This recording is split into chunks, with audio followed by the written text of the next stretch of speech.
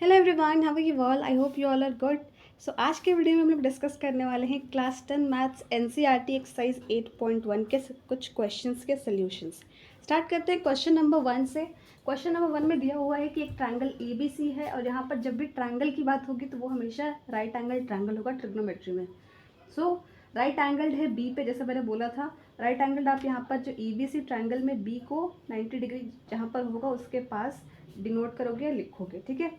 उसके बाद साइड की मेजरमेंट दी हुई है, ए बी 24 है और बी सी 7 है। तो आपको फाइंड करना है, इसका दो पार्ट है। फर्स्ट में फाइंड करना है साइन ए कॉस ए और सेकंड में फाइंड करना है साइन सी कॉस सी।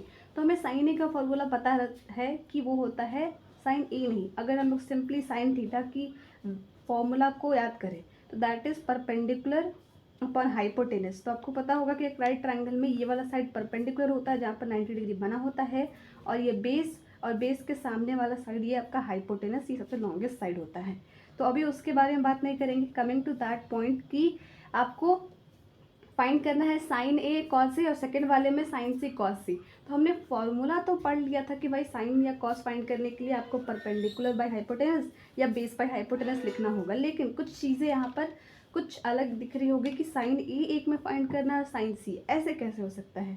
हो सकता है क्योंकि यहाँ पर साइन की वैल्यू एंगल ए के रेस्पेक्ट में फाइंड करनी है और इसके सेकेंड पार्ट में साइन की वैल्यू एंगल सी के रेस्पेक्ट में फाइंड करनी है।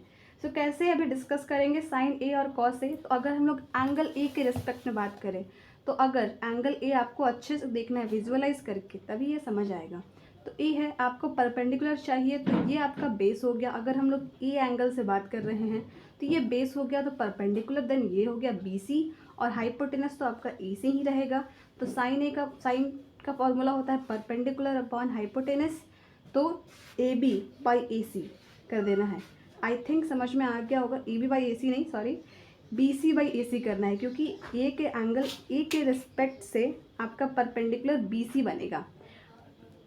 आई होप इतना क्लियर होगा ना। अगर आपको एक और डाउट आ रहा है कि ए सी कैसे फाइंड होगा, तो हमने जूनियर क्लासेस में भी पाइथागोरस थ्योरम पढ़ा है, तो आप ए सी की वैल्यू को फाइंड कर लेना, बिकॉज हाइपोटेनस रिक्वायर्ड ही है इस क्वेश्चन में वैल्यू फाइंड करने के लिए। तो पाइथागोरस थ्योरम से हमने ए सी भी फाइंड कर लिया। आप साइन ए की जगह पर पी बाई एच या आप ये साइड्स लिखोगे तो आपको ज़्यादा अच्छे से समझ में आएगी। यहाँ मैंने बस अंडरस्टैंडिंग के लिए लिख दिया है, ठीक है। सो नाउ इसी तरह हम लोग कॉस ए की भी वैल्यू निकालेंगे। कॉस ए होता है बेस अपॉन हाइपोटेनस। तो बेस, अगर एंगल ए के रिस्पेक्ट में हम लोग या एस्पेक्ट में बात करें तो बेस तो यही हो गया और हाइपोटेनस तो ए सी ही हुआ, तो ए बी बाई ए सी हमारा हो जाएगा ये। नाउ कमिंग टू इसका सेकंड पार्ट में आपको साइन सी और कॉस की फाइंड करना है। यानी अब हमारे पास ये जो यहाँ पर चेंज हुई है एंगल थीटा यानी एंगल की वैल्यूज चेंज हो रही है, तो हमें भी उसके अकॉर्डिंग ही क्वेश्चन सॉल्व करना है। इसलिए जब भी आप क्वेश्चन सॉल्व करेंगे प्लीज़ ध्यान रखना है कि हमें एंगल देख लेना है, साइन ए की बात हो रही है या साइन सी की। सो नाउ साइन सी और कॉस सी की वैल्यू फाइंड करनी है। सो अगर साइन सी और कॉस सी की वैल्यू फाइंड करनी है तो एंगल सी के एस्पेक्ट में बात करेंगे।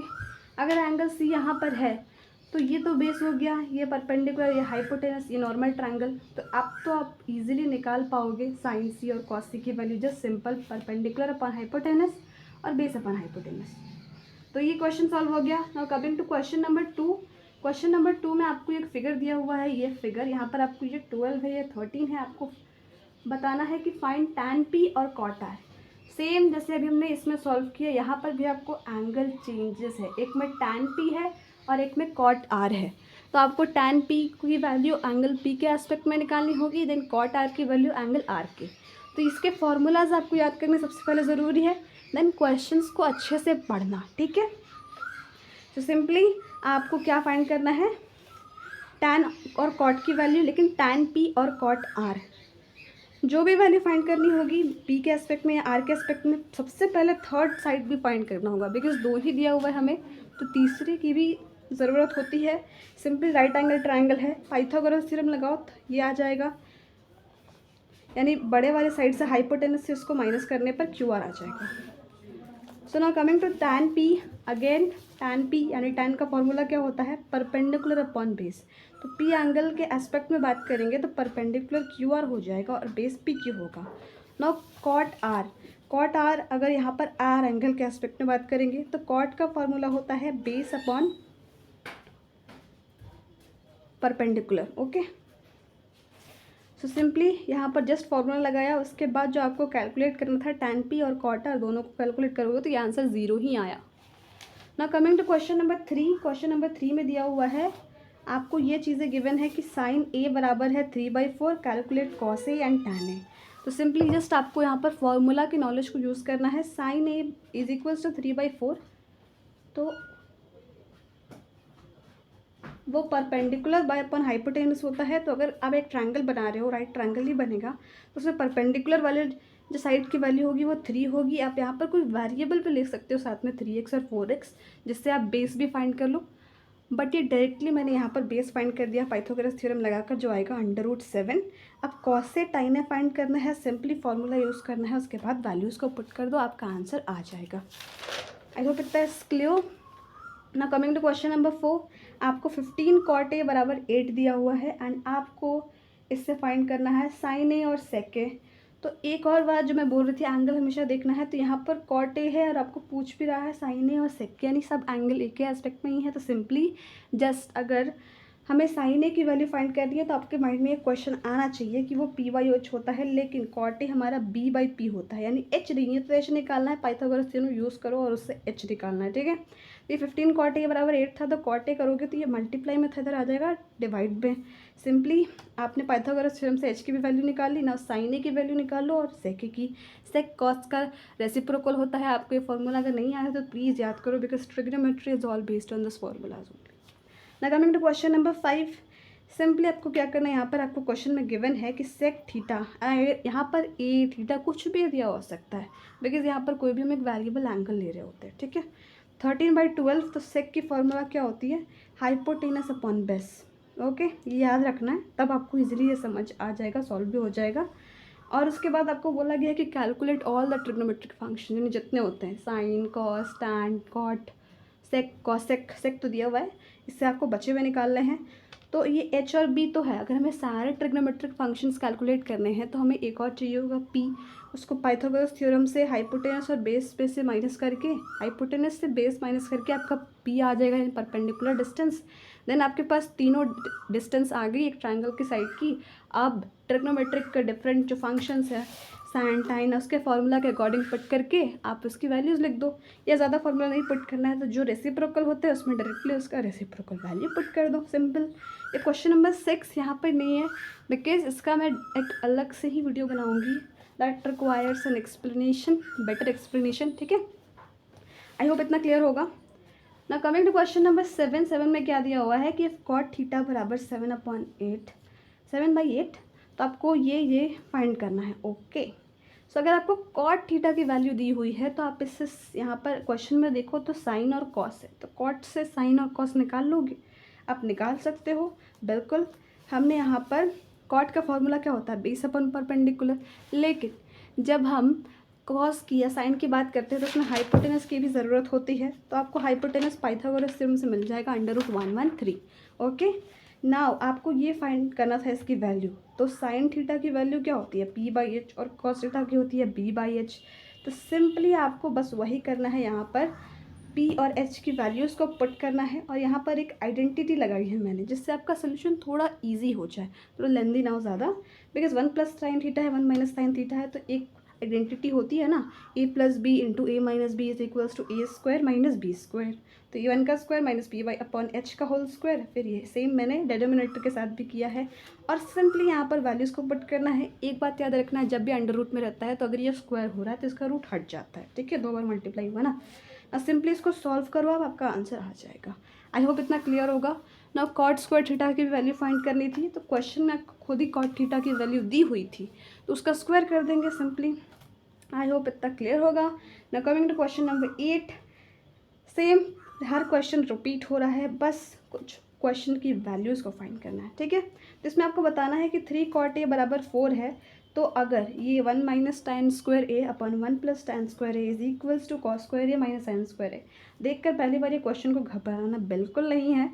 पहली बात, अगर आपको यहाँ पर ये दिया हुआ है कि ये इसके इक्वल है या नहीं और गिवन इतना है, तो कुछ घबराना नहीं है, बस इतना सोचो कि इसकी जो वैल्यू आएगी वो इसके बराबर है या नहीं, वही पूछा जा रहा है। तो हम लोग सेपरेटली इन दोनों की वैल्यूज़ निकालेंगे।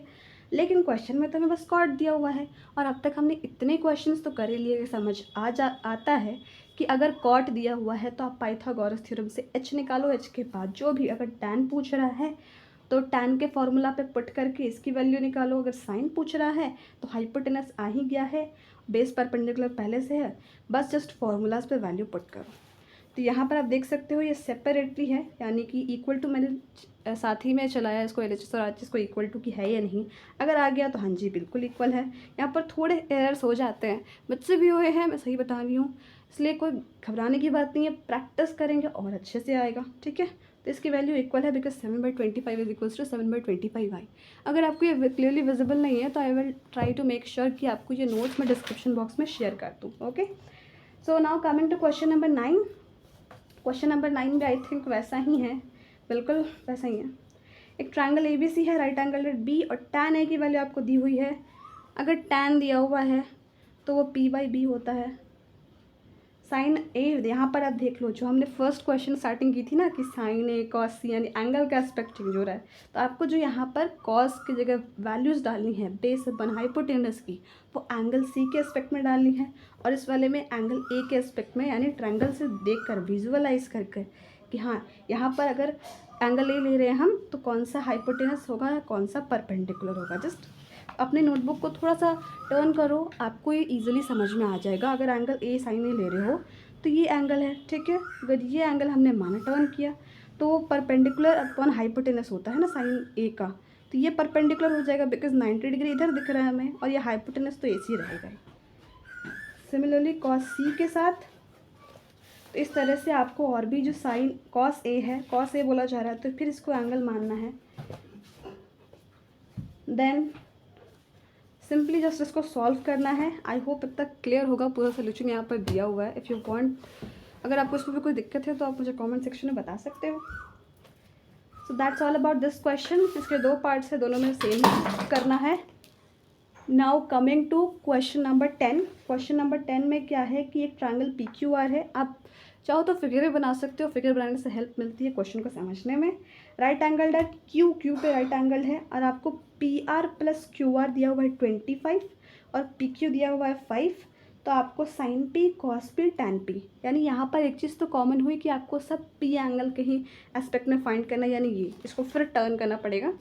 तो अगर साइन फाइंड करना है, टैन फाइंड करना है और कॉस फाइंड करना है, तो हमें तो पूरी साइड्स की लेंथ दी हुई नहीं है, हमें बस PQ की फुल लेंथ दी हुई है 5, बाकी तो ये PR प्लस QR 25, ये इसका होल स्क्वायर का सम नहीं है जो आप पाइथागोरस थ्योरम से डायरेक्ट लिख दोगे, नहीं, ये बस इसका सम है, इसका होल स्क्वायर नहीं है। ओके, ये चीज़ ध्यान रखनी है। तो ये पता है हमें इसका सम एंड ये एक साइड, तो उससे अगर ये वाले इक्वेशन से इसको अगर हम लोग इक्वेशन 1 मान लें तो QR की वैल्यू हम लोग लिख सकते हैं 25 माइनस PR। क्यों लिया है? बिकॉज अगर यहाँ पर PR है और आपका PR का तो कुछ दिया हुआ नहीं है, हम लोग यहाँ पर पाइथागोरस थ्योरम अप्लाई करेंगे तो हाइपोटेनस का square is equals to perpendicular plus base का स्क्वायर, तो PR square plus PQ square plus QR की वैल्यू क्या है 25 माइनस PR स्क्वायर, तो यहाँ पर 2 PR स्क्वायर हो जाएंगे तो वो ऑटोमेटिकली कट जाएंगे, है ना। आपका अगर 2 वेरिएबल है, एक कट गया तो इजीली आप सेकंड वाले की वैल्यू फाइंड कर सकते हो। तो वैसे ही सॉल्व करके PR की वैल्यू आ गई, PR आ गई है तो QR की भी वैल्यू फाइंड कर लेंगे।